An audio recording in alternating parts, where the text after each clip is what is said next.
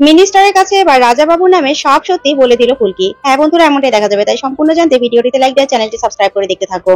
গল্পের শুরুতে দেখা যাবে রোহিতের কাছে বক্সিং অ্যাসোসিয়েশনের সবাই রোহিতকে সরি বলে।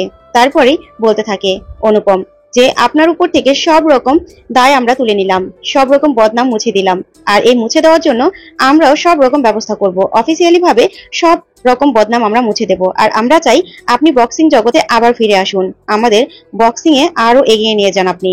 তখন এই কথায় রোহিত খুব খুশি হয়ে যায়।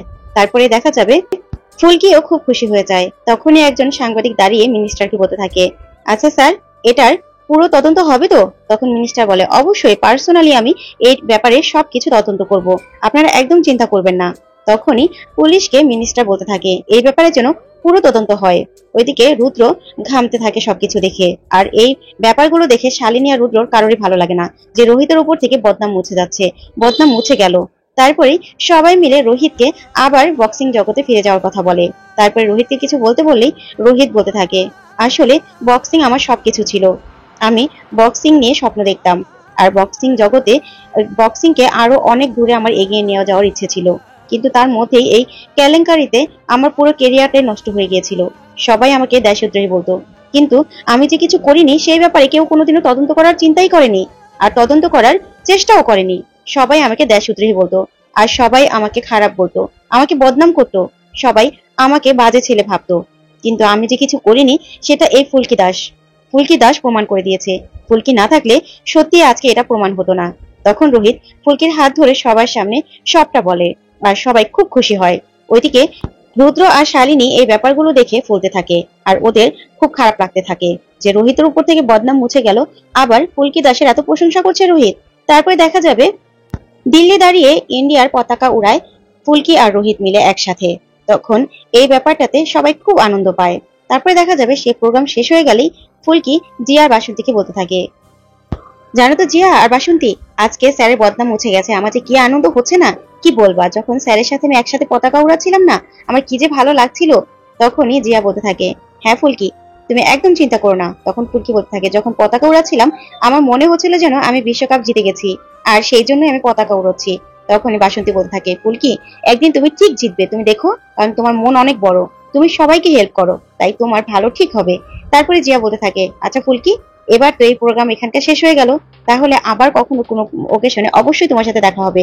তখন ফুলকি বলে, তাহলে তোমরা কিন্তু আমাদের বাড়িতে আসবে অবশ্যই, ঠিক আছে? তখন জিয়া বলে, ঠিক আছে। তারপর জিয়া আর বাসন্তী ওখান থেকে চলে যায়।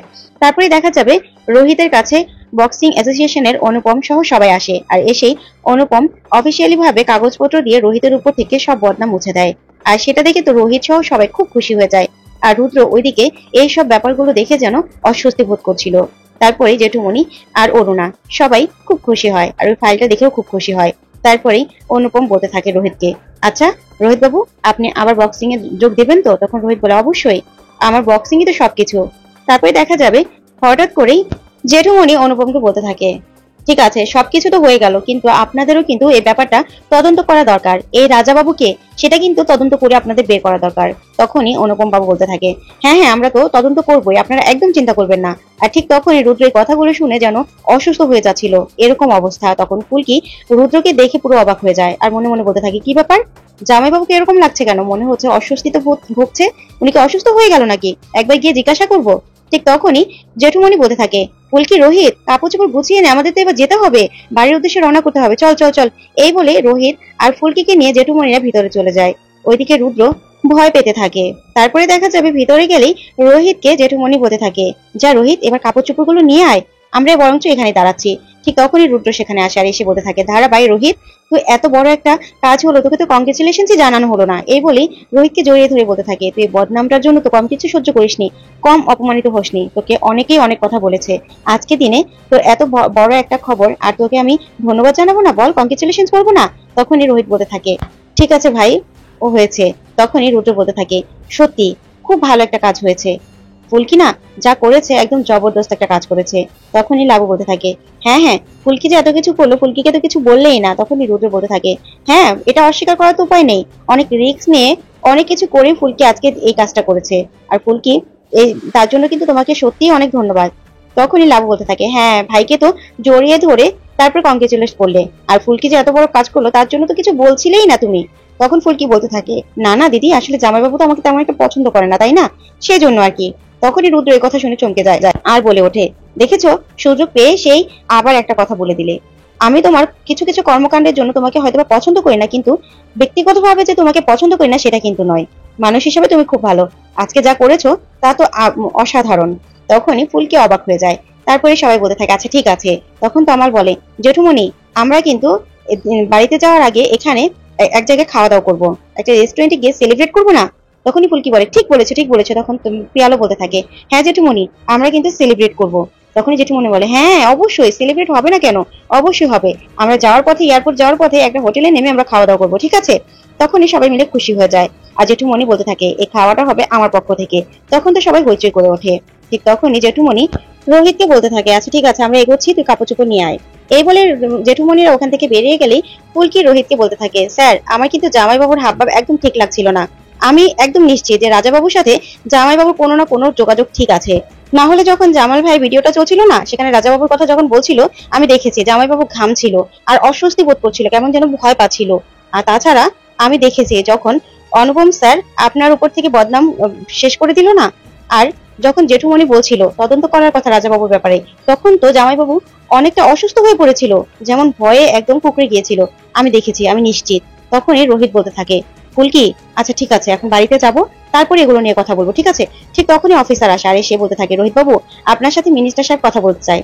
তারপর রোহিত আর ফুলকি ওখানে যাওয়ার আগেই ফুলকি রোহিতকে বলতে থাকে, স্যার আমার কিন্তু সন্দেহের কথা আমি সবটা বলবো, আপনি কিন্তু আমাকে আটকাতে পারবেন না। তখনই রোহিত বলে, ফুলকি যা বলার ভেবেই বলো, কারণ ফ্যামিলি ম্যাটার, তো ফ্যামিলির ব্যাপার জড়িয়ে আছে, ঠিক আছে? তোমার সন্দেহের তালিকায় তবে সবসময় দুজন থাকে। এই বলেই ওরা ভিতরে চলে গেলেই শালিনী সবটা শুনতে পায়, শুনে তো ভয় পেয়ে যায়, বলে, সর্বনাশ, ওরা তো মনে হচ্ছে রুদ্রতাকে সন্দেহ করছে, আমি এখনই মেসেজ দিয়ে বলে দিচ্ছি রুদ্রতাকে। তখনই রুদ্রকে মেসেজ দিয়ে সবটা জানিয়ে দেয় শালিনী। ওইদিকে মিনিস্টার রোহিতকে বলতে থাকে, আচ্ছা আপনার কোনো শত্রু আছে? তখন রোহিত বলে, আমি তো জানি না স্যার আমার কোনো শত্রু আছে কিনা। তখনই মিনিস্টার সাহেব বলতে থাকে, রাজাবাবুর এখানে কোনো রকম কোনো খোঁজ পাইনি, আমরা তদন্ত করে দেখেছি। তখন ফুলকি বাংলা আর হিন্দিতে বলতে থাকে, স্যার রাজাবাবু তো নবাবগঞ্জের ওই দিকের মেদিনীপুরের, এখানে তো নয়, কারণ রাজাবাবুর খোঁজ আমরা পেয়েছিলাম আগেও, সেই লেই মাচানোর সময়। তখন আমরা ধরতে গিয়েও ধরতে পারিনি, ছদ্মবেশ নিয়েছিলাম তো। তখন সবটা রোহিত ভালো করে মিনিস্টারকে বুঝিয়ে দেয়। তারপরে মিনিস্টার সাহেব বলতে থাকে, আপনারা একদম চিন্তা করবেন না, আমি যখন বলেছি পার্সোনাল ভাবে এটা পুরো তদন্ত হবে, তখন সেই পুলিশ অফিসারকে মিনিস্টার সাহেব বলে দেয় যেন মেদিনীপুরে গিয়ে এটা তদন্ত করা হয়। তখন এই কথা শুনে ফুলকি পুরো খুশি হয়ে যায়। তারপরে ফুলকি বলতে থাকে, রাজাবাবু অনেক বড় একটা গ্যাং, ওনাকে এখানে পাওয়া যাবে না, ওখানেই পাওয়া যাবে। যা শুনে মিনিস্টার সাহেব ফুলকিকে বলতে থাকে, ম্যাডাম আপনি অনেক সাহায্য করেছেন আমাদেরকে এই গ্যাংটা ধরার জন্য, আপনাকে তাই অনেক ধন্যবাদ। আর আপনি সাবধানে থাকবেন, আর আপনি একদম চিন্তা করবেন না, এই রাজাবাবুকে ধরার ব্যবস্থা আমরা করব।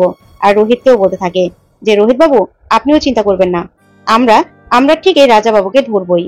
তখনই এই বলেই মিনিস্টার ওখান থেকে চলে গেলেই তখন ফুলকি রোহিতকে বলতে থাকে, স্যার আপনি আবার রাগ করেননি তো আমি এত কিছু বলাতে? তখন রোহিত বলে, না না ফুলকি, আমি রাগ করবো কেন, তবে যা বলেছো ঠিকই বলেছো। তখন ফুলকি বলতে থাকে, স্যার আপনি দেখবেন রাজাবাবুকে ধরলে এই রাজাবাবুর সাথে জামাইবাবুর একটা কালেকশন যা আছে সেটা একদম ঠিক, আপনি দেখবেন এই রাজাবাবুর সাথে জামাইবাবু জড়িত আছে, আমি আপনাকে বলে দিলাম। তখন একথা শুনে রোহিত ফুলকির দিকে তাকিয়ে থাকে, আর রোহিতকেও ফুলকি বলতে থাকে যে, স্যার একবার শুধু এটা আমি প্রমাণ করি, তারপরে দেখবেন ওই জামাইবাবুর মুখোশটা আমি কি করে খুলে দেই। যা শুনে রোহিত অবাক হয়ে যায়। তো বন্ধুরা, এবার কি তাহলে সত্যি ফুলকি সব খুঁজে বের করতে পারবে? তোমাদের কি মনে হয় কমেন্ট করে জানাও। ধন্যবাদ।